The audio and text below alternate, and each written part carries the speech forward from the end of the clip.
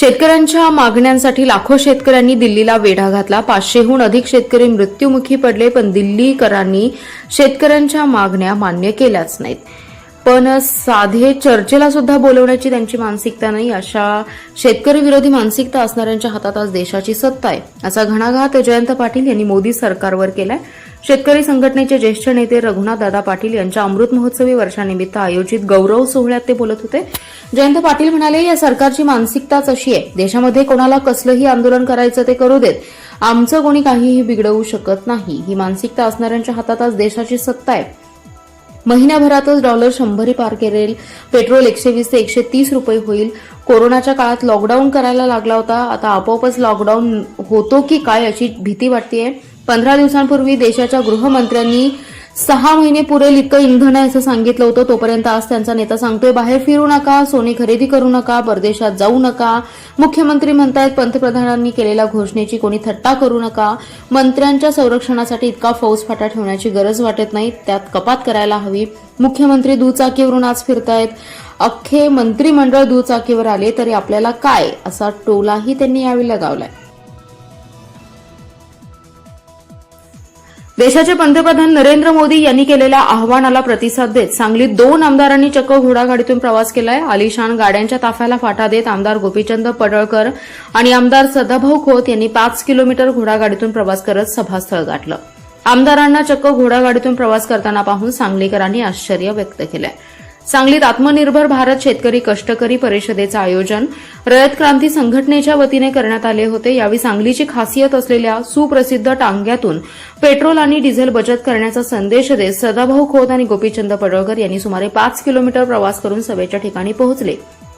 शहरातील प्रमुख आणि वर्दळीच्या मार्गावरून आलिशान गाडीतून नव्हे तर घोडागाडीतून कधी नव्हे ते आमदारांना प्रवास करताना अनेकांनी याची देही याची डोळा पाहिलं। यावेळी पडळकर यांनी देशासाठी प्रत्येकाला काम करण्याची इच्छा असते, राष्ट्र प्रथम म्हणणारे आम्ही कार्यकर्ते आहोत। घरात बसून सुद्धा देशभक्ती आपण करू शकतो, पेट्रोल आणि डिझेल वाचून देशभक्ती आपण करू शकतो। नरेंद्र मोदी यांनी आर्थिक क्रांती होण्यासाठी ही भूमिका घेतली आहे। प्रत्येकाने थोडी थोडी बचत केली तर राष्ट्रासाठी काम केलं असं होईल, असं मतही त्यांनी व्यक्त केलं। ग्रामविकास मंत्री जयकुमार गोरे, आमदार सदाभाऊ खोत आणि आमदार गोपीचंद पडळकर यांच्यामध्ये जत पंचायत समितीच्या नूतन प्रशासकीय इमारत बांधकाम आणि भूमिपूजन समारंभ कार्यक्रमात जुगलबंदी रंगली। महाराष्ट्रात सगळ्यात चतुर आमदार कोण असेल तर त्याचं नाव आमदार सदाभाऊ खोत आहे।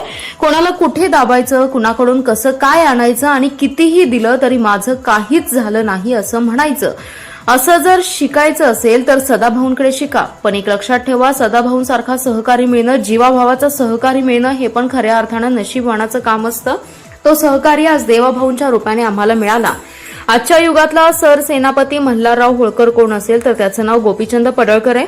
आता मी असं म्हटल्यावर काहीतरी उद्यापासून टीका करायला लागतील, पण आमच्या दोघांना माहितीये की आम्ही कुठलं बटन दाबतो आणि ते बरोबर दाबतो।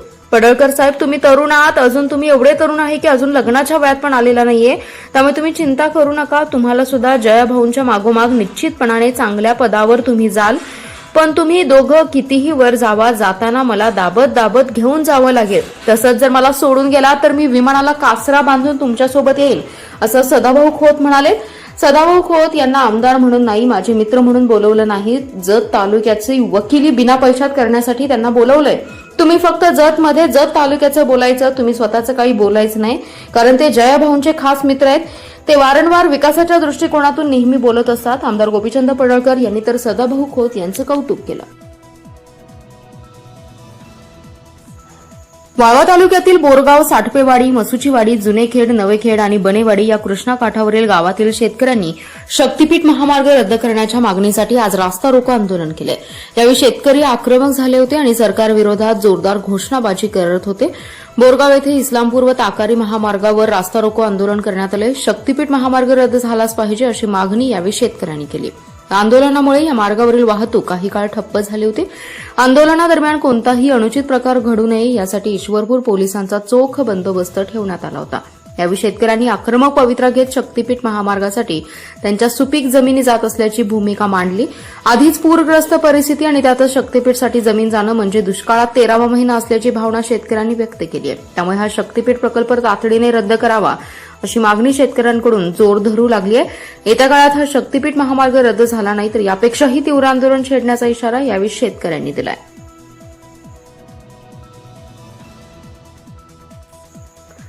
विसापूर व येळावी सर्कलमध्ये प्रत्यक्षात 51 मिलीमीटरपेक्षा जास्त पाऊस पडलेला असताना तो कमी दाखवून शेतकऱ्यांची फसवणूक केली जात आहे. यामध्ये कृषी सहाय्यक व विमा कंपनीची मिलीभगत आहे. या प्रकरणी कृषी मंत्र्यांकडे तक्रार करून चौकशी करणार असल्याची माहिती माजी खासदार संजय काका पाटील यांनी पत्रकार बैठकीत दिली. ते म्हणाले, दिनांक 22 एप्रिल रोजी विसापूर येळावी या भागात जोरदार पाऊस झाला होता. या सर्कलमध्ये द्राक्ष बागांची संख्या प्रचंड आहे. या शेतकऱ्यांनी द्राक्षाचा विमा काढलाय. पावसाची नोंदी घेण्यासाठी स्कायमेट वेदर स्टेशन कंपनीने जागोजागी हवामान केंद्र उभं केली आहे. त्यावर पाऊस किती झाला याच्या नोंदी होतात. या काळात 51 मिलीमीटरपेक्षा जास्त पाऊस झाला तर शेतकऱ्यांना प्रति गुंठा 3,800 रुपये भरपाई देणं अपेक्षित आहे. 22 एप्रिलच्या पावसाची त्या भागातील शेतकऱ्यांनी प्रत्यक्ष हवामान केंद्रावर जाऊन नोंद घेतली तेव्हा विसापूर येथे 59.8 मिलीमीटर ते येळावी येथे 59.8 मिलीमीटर पावसाची नोंद झाली होती. कृषी सहाय्यकांनी मात्र याच केंद्रावरील पावसाचा 6 मे रोजीचा एक अहवाल पाठवला. त्यात विसापूरला 38.3 तर येळावीत 40.3 मिलीमीटर इतका पाऊस पडल्याची नोंद करण्यात आली आहे. या अहवालाच्या आधारे विमा कंपनी ही शेतकऱ्यांना अत्यंत कमी प्रमाणात मोबदला देणार आहे. या सरळ शेतकऱ्यांची फसवणूक झाल्याचा आरोप संजय काका पाटील यांनी केला. यावेळी पंचायत समिती सदस्य महेश पाटील, नितीन पाटील, संदीप पाटील, अमित पवार उपस्थित होते. आमदार सदाभाऊ खोत यांनी आपल्या सरकारलाच जोरदार प्रत्युत्तर दिले. सध्या सुरू असलेल्या राजू शेट्टी यांच्या आंदोलनाला समर्थन देत सदाभाऊ खोत यांनी स्वतःच्या सरकारवर जोरदार टीका केली आहे. शेतकऱ्यांच्या प्रश्नांवर आंदोलन करत असलेले आपले सहकारी राजू शेट्टी यांना आदरयुक्त वागणूक न दिल्यामुळे सदाभाऊ खोत यांचा पारा चढला. शेतकऱ्यांच्या प्रश्नावर आंदोलन करणारे माझे सहकारी राजू शेट्टी आणि इतर शेतकरी आंदोलकांना सन्मानपूर्वक वागणूक मिळाली नाही याबद्दल नाराजी आहे असं खोत यांनी म्हटले. काजू आणि आंबा या प्रश्नावर राजू शेट्टी यांनी आंदोलन केलं होतं. या आंदोलनादरम्यान शेतकरी आणि पोलिसांमध्ये झटापट झाली. त्यावेळी राजू शेट्टी यांना पोलिसांनी फरफटत नेल्याची घटना घडली. यावर सदाभाऊ खोत यांनी तीव्र प्रतिक्रिया व्यक्त केली आहे. पत्रकारांशी बोलताना सदाभाऊ खोत म्हणाले की शेतकऱ्यांच्या प्रश्नावर आंदोलन करणाऱ्या एका ज्येष्ठ नेत्याला अशी वागणूक देणं योग्य नाही. या घटनेमुळे त्यांनी सरकारवर जोरदार टीका केली आहे. महाराष्ट्रात इमारत आणि इतर बांधकाम कामगार कल्याणकारी मंडळामार्फत बांधकाम कामगारांना त्यांच्या सुरक्षेसाठी आणि दैनंदिन कामासाठी मोफत सुरक्षा संच आणि अत्यावश्यक साहित्य दिलं जातं. जत येथे आज पंचायत समिती नूतन इमारत बांधकामाचे भूमिपूजन ग्रामविकास मंत्री जयकुमार गोरे यांच्या हस्ते करण्यात आलं. या कार्यक्रमानंतर मंत्री गोरे यांच्या हस्ते लाभार्थ्यांना साहित्य वाटप केलं जाणार असल्याचं सांगत लाभार्थ्यांना सकाळी बोलवण्यात आलं होतं. लाभार्थ्यांची संख्या जवळपास 2,500 इतकी असल्याने साहित्य घेण्यासाठी गोंधळ उडाला. या सर्व प्रकारामुळे लाभार्थ्यांमधून नाराजी व्यक्त केली जाते.